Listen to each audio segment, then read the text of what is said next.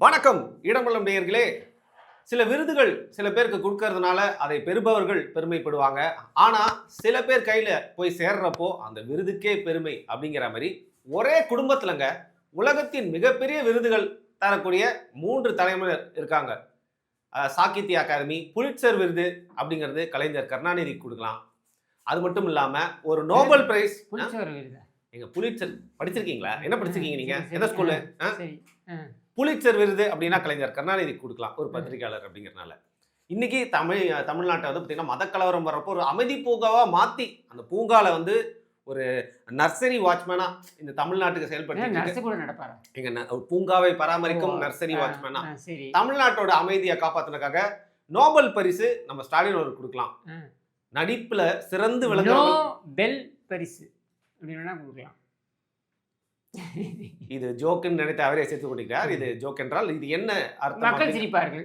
மக்கள் சிரித்துக் கொண்டிருக்கிறார்கள் கிஷோர் அப்படிங்கிறீங்க. சரி, ஓகே. கீழே வந்து அவர் சொன்ன ஜோக் உங்களுக்கு புரிஞ்சுச்சுன்னா கீழே எனக்கு டீகோட் பண்ணி சொல்லுங்க. இந்த மாதிரி சின்ன பசங்க பார்த்து புரிஞ்சுப்போம்.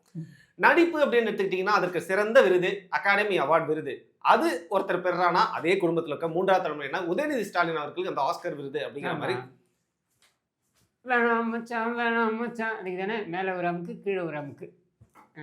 சரி, இதை நம்ம இப்படியே இக்னோர் பண்ணிட்டு நம்ம நிகழ்ச்சிக்குள்ள போலாம். வணக்கம் கிஷோர் அவர்களே. வணக்கம். இன்னைக்கு பாரத ரத்னா அப்படிங்கிற விருது வந்து பாத்தீங்கன்னா அவருக்கு உண்மையில கொடுக்கணும்னா பாரத எட்டனா என்று கொடுக்கலாம். அந்த எட்டனா எதற்காக என்றால் திருக்கோவிலிருந்து திருட்டுறையில் ஏறி வரும்பொழுது அந்த வாங்காத டிக்கெட் தொகை எட்டனா அந்த இன்னும் பெண்டிங்காக இருக்கின்ற காரணத்தினால பாரத எட்டனா என்று கொடுக்கலாம். ஏங்க ஒருத்தர் மேல வந்து காழ்ப்பு இருக்கு அப்படிங்கிறப்ப எம்ஜிஆர் வந்து பாரத ரத்னா விருது வாங்கினார். அன்னைக்கு கலைஞர் கருணாநிதி என்ன அவர் மேல வந்து இப்படி வந்து அவர் வந்து பாரத ரத்னாக்கு உரியவருங்க, அதனால வாங்குறாங்க. இவர் பாரத எட்டனாங்க, அதான் நான் சொல்றேன்னு திரும்பி ஆடலுடன் பாடலை கேட்டு அப்படின்னு ஆடினால் பாரத ரத்னா கொடுத்துட்டாங்க. இவர் வந்து காகிதப்பூ கனகாம்பரம் அப்படின்ற இதுக்கு வந்து கூத்து கட்டலையா தெருவில்? ஏங்க அவர் எழுதுற புக்கெல்லாம் அவங்க வீட்டில் இருக்கவங்களே படிச்சிருப்பாங்களே தெரியுங்க. எடுத்து எங்க லைப்ரரியில் வச்சு கடைசி பக்கம் வரைக்கும் படிச்சுட்டு இருக்கீங்க. இதுங்க காகிதப்பூன்றது நாடகங்க, புக்கு நாடகமா? ஓகே. கருணாநிதி கூத்து கட்டிய நாடகம். அந்த நாடகத்தில் ஒரு நாள் மனோரமா வரவில்லை, கால் ஷீட் இருந்தது அவங்களுக்கு, திரைப்பட கால் ஷீட்லாம் இருந்ததுனால அன்றைக்கு வந்து அவருடன் இணைந்து நடித்த அந்த நாடகத்தில் கூத்து கட்டிய நபர் யாருன்னா தர்மா என்கிற ராஜாத்தி அம்மாள்.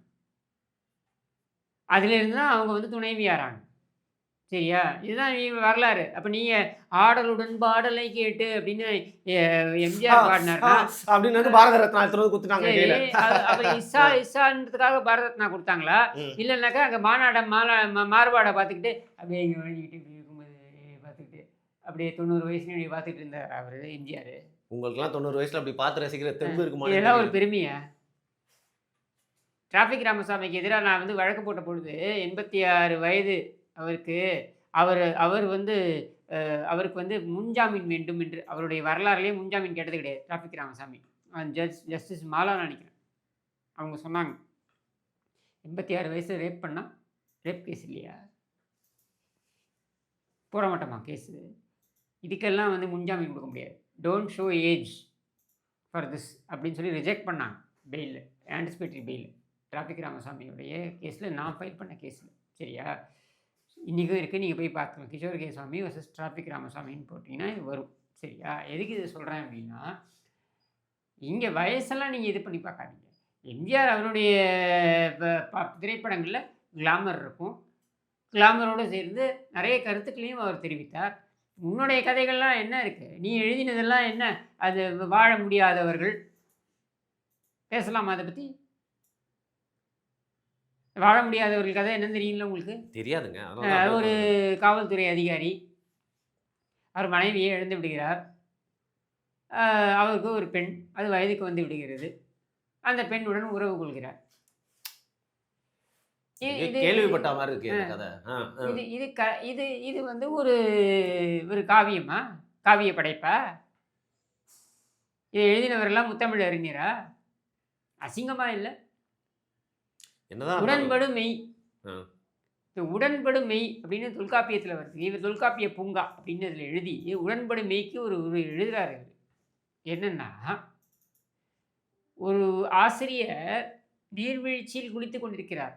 அப்பொழுது ஒரு மாணவி அங்கே செல்கிறார். அந்த மாணவியும் ஆசிரியரும் உறவு கொள்கிறார்கள், அது உடன்படும் மெய். இப்படியெல்லாம் எழுதுறதெல்லாம் வந்து ஒரு ஒரு பெரிய ஒரு ஒரு கருத்தியல்னு சொல்ல வரீங்களா? என்னங்க ஒரே காஜி இதுக்கு கதைகளா பாரத இருக்கு. ரத்னா கொடுக்கணுமா உங்களுக்கு? காஜி கதைகளா இருக்கு. இதுதான் நான் சொல்றேன். இதுக்கெல்லாம் வந்து நீங்க குடுக்க முடியுமா?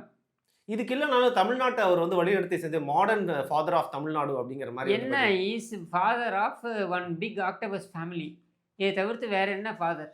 எம்ஜிஆர் வாழ்ந்தாரு, இருந்தாரு, மறைந்தாரு. என்னத்த விட்டுட்டு போனாரு. கலைஞர் பாத்தீங்கன்னா, இவ்ளோ சொத்துக்கள விட்டுட்டு போயிருக்காரு தமிழ்நாட்டுக்காக. சொத்துக்கள் இல்ல, இவ்ளோ பிரச்சனைகள விட்டுட்டு போயிருக்காரு. ஸ்டாலின், உதவாநிதி, கனிமொழி, அழகிரி, மாறன் அப்படின்னு சொல்லிட்டு இவ்வளோ பிரச்சனைகளை விட்டு போயிருக்காரு. இவர் வாழ்ந்தார், இருந்தார், வாழ்ந்தார், மறைந்தார், பெரிய தலைவரானார். மக்கள் மன்றத்தில் நீங்கா புகழ் பெற்றார். இது ஒரு தலைமைக்கு அழகு. நானும் இருந்தேன். நானும் இங்கே வந்து பார்த்துக்கிட்டு இருந்தேன். நானும் வந்து எல்லாரையும் பார்த்து எல்லாரையும் அசிங்கமாக திட்டினேன். எல்லாரையும் வந்து தரக்குறைவாக பேசினேன். பேசிட்டு நானும் செத்து போனேன். செத்து போகும்பொழுது சும்மா செத்து போகல, குழிக்கு பிச்சை எடுத்து செத்து போனேன். அப்படின்றதெல்லாம் ஒரு பெருமையா? சொல்லுங்க, இது ஒரு பெருமையா? சரி, எனக்கு நான் கோச்சுக்காதீங்க. ரொம்ப எமோஷனல் ஆகாம கரெக்ட்டா சொல்லுங்க. எம்ஜிஆருக்கு எதுக்கு பாரத ரத்னா குடுத்தாங்க எனக்கு சொல்லுங்க. என்ன செஞ்சாரு? அப்படி என்ன வந்து சாதிச்சுட்டாரு? எம்ஜிஆருக்கு எதுக்கு பாரத அதாவது ரத்னா சொல்லுங்க. ஒரு ஒரு தலைவர் ம். ஒரு மக்களுக்காகவே வாழ்வது அப்படின்றத ஒரு வாழ்வியலாக மாற்றிக்கொண்டவர் எம்ஜிஆர். ம். சரியா? அவர் திரையுலகத்தில் இருந்த காலகட்டமாக இருக்கட்டும். அப்படியே நீங்கள் டிரான்ஸ்லேட் பண்ணலாம். அதாவது சில பேர் திரையுலகத்தில் ஒரு வாழ்க்கையை வாழ்ந்திருப்பாங்க. அப்புறம் அரசியல் வரும்போது அதை மாற்றி வாழ்வாங்க. அவர் அப்படி வாழல. உதாரணம் சொல்கிறேன். ம். அவர் திரை உலகத்தில் இருக்கும் பொழுது எம்ஜிஆர் பிக்சர்ஸ் ம். அப்படின்றது அவருடைய தயாரிப்பு நிறுவனம்.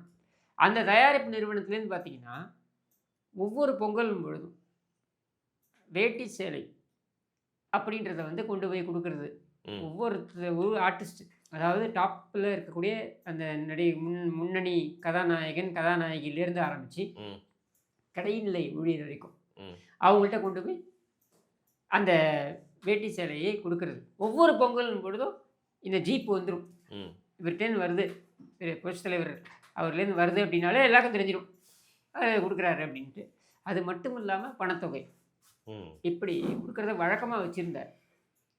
சரியா? அந்த மாதிரி கொடுத்து கொடுத்து செவந்த காலம். ஆமா, சாராய வியாபாரிக்கெல்லாம் வந்து இந்த எஜுகேஷன் இன்ஸ்டிடியூஷன்லாம் ஆரம்பிக்கிறதுக்காக ஒரு வாய்ப்பு குடுத்தாருல்ல. ஆமாங்க, அது பெரிய ஒரு அதனால தான் பாரத ரத்னா. இல்லை, அது ஒரு பெரிய பேசு பொருளாச்சு. என்னன்னா, சாராய வியாபாரியை பற்றி நீ சாராயம் விற்காத, அதுக்கு பதிலாக நீ கல்வி தந்தையாக மாறு. ஓ!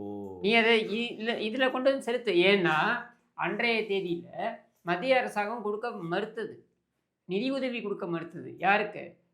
இந்த கல்விக்கூடங்கள் திறப்பதற்கு நிதி உதவி கொடுக்க மறுத்தது அப்படின்ற நிலையில் இதை ஏற்படுத்தினார். அப்போ இவங்க எல்லாருமே பார்த்தீங்கன்னாக்கா, இவங்கெல்லாம் சாராய வியாபாரிகளாக இருந்தவர்கள், இல்லை வேறு ஏதாவது தொழில் செய்து கொண்டிருந்தவர்கள். இவங்கெல்லாம் வந்து அதுக்கப்புறம் இதில் கவனம் செலுத்த ஆரம்பித்தாங்க. நீங்கள் பார்க்கக்கூடிய ஜேபிஆராக இருக்கட்டும், நீங்கள் பார்க்கக்கூடிய உடையாராக இருக்கட்டும், அவர் ஆரம்பிச்சிருக்க ராமச்சந்திரா மெடிக்கல் இன்ஸ்டிடியூஷனாக இருக்கட்டும், எத்தனை டாக்டர்ஸை வந்து இன்றைக்கி வந்து கொண்டு வந்து நம்ம சொசைட்டிக்கு கொடுத்துருக்காங்க. எத்தனை மருத்துவ ஊழியர்களை நமக்கு கொடுத்துருக்காங்க அப்படின்றதெல்லாம் யோசிச்சு பாருங்கள். சரியா? இது அண்ட் இன்றைக்கும் நீங்கள் பார்த்தீங்கன்னா டாக்டர்ஸ் கவுண்ட்டு பர் 1000 பீப்புள், 1000 பேருக்கு எவ்வளோ டாக்டர்கள் அப்படின்னு பார்த்தீங்கன்னா தமிழகம் முன்னணியாக இருக்குது. எம்ஜிஆர்னால அது இருக்குது. என்றைக்கும் இருக்கக்கூடிய இன்ஜினியரிங் கல்லூரிகள், பொறியியல் கல்லூரிகள் இதெல்லாம் கொண்டு வந்தது யார்? அவர் கொண்டு வந்தது தான். சரியா? அந்த மாதிரியான வரலாற்று சாதனையை அவர் அன்றைக்கி படைக்கலைன்னா இன்றைக்கி இத்தனை பேர் கிராஜுவேட்ஸை நீங்கள் பார்த்துருக்க முடியாது. இதுதான் உண்மை. என்னங்க பெரியார் மட்டும் இல்லைனா அப்படிங்கிற மாதிரி உருட்டா இருக்கு. இல்லை, இது உருட்டு இல்லை, உண்மை. ஈவேரா பற்றி நீங்கள் பேசுகிறத பற்றி நான் இல்லை சொல்கிறேன், அந்த ஓமை மாதிரி இருக்குங்க. இதில் வந்து இட் இஸ் ஆக்சுவலி அவர் அந்த காலகட்டத்தில் 80s நீங்கள் உங்களை பொருத்தி பாருங்கள். நீங்கள் வந்து 2025 உட்காந்து பார்க்காதீங்க. 1980s என்ன இன்ஃப்ராஸ்ட்ரக்சர் இருந்தது? அன்றைக்கி அரசு இதில் வந்து நீங்கள் கல்லூரிகள் எல்லாரும் படிச்சிருக்க முடியுமா? 10th PUC, 10+1 PUC, +1 +2 PUC இருந்தது அன்றைக்கி. +1 +2 PUCன்றதை காலி பண்ணிவிட்டு பள்ளிக்கூடங்கள்லேயே அவங்க வந்து 11th and 12th படிக்கலான்னு கொண்டு வந்தார். இயந்திரமாக கொண்டு வந்தார். அன்றைக்கி அவ்வளோ கல்லூரிகள் இல்லை அகாமடேட் பண்ணுறதுக்கு.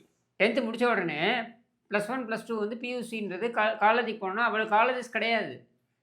அப்போ நிறைய பேர் ட்ராப் அவுட் ஆனாங்க. அப்போ என்ன பண்ணார்? +1 +2 அப்படின்றத 11th and 12th அப்படின்னு ஸ்கூல்லேயே கொண்டு வந்தார். அப்படி கொண்டு வந்ததுனால எத்தனை ட்ராப் அவுட்டை நிறுத்தினார். நீங்கள் இதெல்லாம் you have to go into. நான் வந்து எம்ஜிஆர் அவர்கள் வந்து பர்ஃபெக்ட் ஆட்சியை கொடுத்து விட்டாருன்னு நான் சொல்லலை. ஆனால் எவ்வளோ விஷயங்களை அவர் கொண்டு வந்தாருன்றது பாருங்க. சின்ன சின்ன சின்ன சின்ன விஷயங்களாக உங்களுக்கு தெரியலாம். ஆனால் அது எவ்வளோ பெரிய மாற்றத்தை சமூகத்திற்கு கொடுத்ததுன்றதை பாருங்க. ஆனால் இத்தனை வாட்டி வந்து பார்த்தீங்கன்னா மக்கள் தேர்ந்தெடுக்கிற ஒரு நாடாளுமன்ற உறுப்பினர் தமிழச்சி தங்கபாண்டியன் பாராளுமன்றத்தில் போயிட்டு வந்து ஒரு கூக்குரல் இடுறாங்க, கர்ஜிக்கிறாங்க. கருணாநிதி அவர்கள் வந்து பாரத ரத்னா என்ன கொடுக்கணும் அப்படிங்கிற. கூக்குரல் இடுறது எனக்கு ஒன்றும் புரியலையே. கருணாநிதிக்கு எதுக்கு கொடுக்கணும் பாரத ரத்னா சொல்லுங்க. ஏன் கொடுக்க கூடாது? என்ன காரணத்துக்கு? மாநாட மறுபாடுக்காக கொடுக்கணுமா?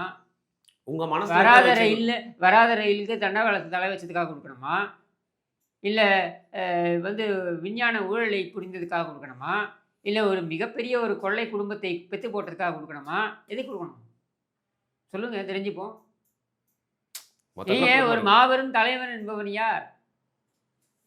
தன்னையை மீறி ஒரு மிகப்பெரிய ஒரு லெகசி, ஒரு வரலாறை விட்டு செல்பவன் தான் தலைவன். எம்ஜிஆர் ஒரு மாபெரும் தலைவர். ஒரு லெகசியை விட்டுட்டு போனார். அவர் என்ன அவர் குடும்பத்துக்கு வந்து சேர்த்து வச்சுட்டு போனாரா? அவராக சம்பாதிச்சு வாங்கிய சொத்து. அதுவும் நான் திரைத்துறையில் இருக்கும் பொழுதே அவர் வாங்கிய சொத்து தான் ராமாவரம் கார்டன், ராமாவரம் தோட்டம். அதுலேயும் என்ன பண்ணார்? காது கேளாதோர், வாய் பேசாதோர் அவர்களுக்கான அந்த இடத்த வந்து கொடுத்துட்டு போனார். அந்த பள்ளி, அந்த காப்பகத்தை கொடுத்துட்டு போனார். சரியா? இன்றைக்கும் அவங்களுடைய குடும்பம் வந்து பார்த்தீங்கன்னாக்கா அதை விற்க முடியாது. புரியுது. அந்த இடத்த அனுபவிக்கலாம், விற்க முடியாது அப்படின்னு கொடுத்துட்டு போனார். சரியா? அப்போது நீங்கள் என்ன பண்ணீங்க? உங்கள் பிள்ளைய உதவாக்கிற பிள்ளைய எங்கே தலையில் கட்டிட்டு போனீங்க? வேற என்ன பண்ண நீ? சரி, கோல்மால்புர வீடு, அந்த கோல்மால்புர வீட்டை வந்து இது மருத்துவமனை ஆக்குவோம் ஆக்குனீங்களா? பண்ணல. ஆனால் அவரது அன்றைக்கி இன்றைக்கும் அப்படி பேசு பொருளாக இருக்குல்ல. அப்போ அதனால தான் சொல்கிறேன், எந்த குழந்தையும் நல்ல குழந்தை தான் மண்ணில் பிறக்கையிலே, அது எம்ஜிஆர் ஆவதும் கருணாநிதி ஆவதும் பண்பின் அடிப்படையிலே அப்படின்றது இதனால தான் சொல்கிறது. ஸோ கலைஞருக்கு கொடுக்க மாட்டீங்க பாரத ரத்னா? அதான் பாரதம் எட்டனா, ஒரு 10 கூட இல்லையா? அதான் எட்டனா. அந்த எட்டனா என்னண்டாங்க, இந்த எட்டனாவை கொண்டு போய் அப்படியே அந்த சமாதியில் வச்சு பக்கத்தில் ஒரு ஊசி போன தயிர் வடையை வச்சு பஜனை பாடட்டும். சரி, அடுத்த தலைமுறையில் ஸ்டாலினுக்காது இந்த பாரத ரத்னா. சரி, ஓகே, முடிச்சுக்கலாம். மன்னிச்சுக்கோங்க கிஷோர். ரத்னா ஸ்டோர்ஸ்லேருந்து ஏன்னா ஒரு சொம்பு வேணால் கொண்டு போய் வாங்கி கொடுக்கலாம். ரத்னா ஸ்டோர்ஸ், ரத்னா கேஃபேலேருந்து ஒரு சாம்பார் வடையாவது வாங்கி கொடுங்க. தயிர் வடை அவருக்குன்னா இவருக்கு சாம்பார் வடை கரெக்டாக தான் இருக்கும். மேட்சிங். நன்றி.